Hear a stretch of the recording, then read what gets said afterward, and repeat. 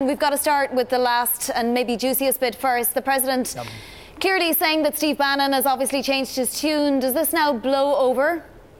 Well, unshaken, that was how a senior person who works with Steve Bannon told me last night, is what Steve Bannon is thinking right now, that Steve Bannon remains unshaken, that he is going to be operating as business as usual in his political apparatus. Now, we should note that earlier this morning, President Trump's son, Donald Trump Jr., tweeting out, noting about the criticism Steve Bannon has received at his very own website, Breitbart. On the flip side of that, I've also spoke with folks who work frequently with this White House who said that the president is furious with the comments that Steve Bannon has made on the record, apparently, to Michael Wolff. And we just heard it now from the president himself at this meeting with Republicans that he says he does not talk to Bannon.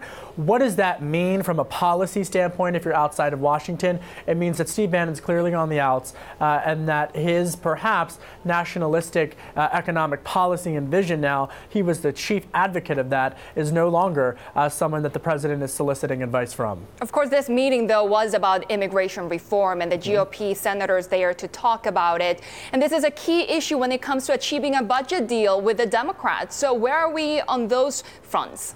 You know, Sherry, I spoke with a senior aide to one of the Republicans who was at that meeting with President Trump just moments ago. And what this aide told me is that Republicans are united in the notion that there needs to be additional funding allocated along the U.S.-Mexico border, in addition to enforcement money. And this is a new point, enforcement money on how these security measures in the interior domestically are being advocated for. So they're united on that front. I think that if you're watching outside in terms of whether or not this is going to shut down the government on January 19th. Remember, they have to pass the partial government funding bill by January 19th.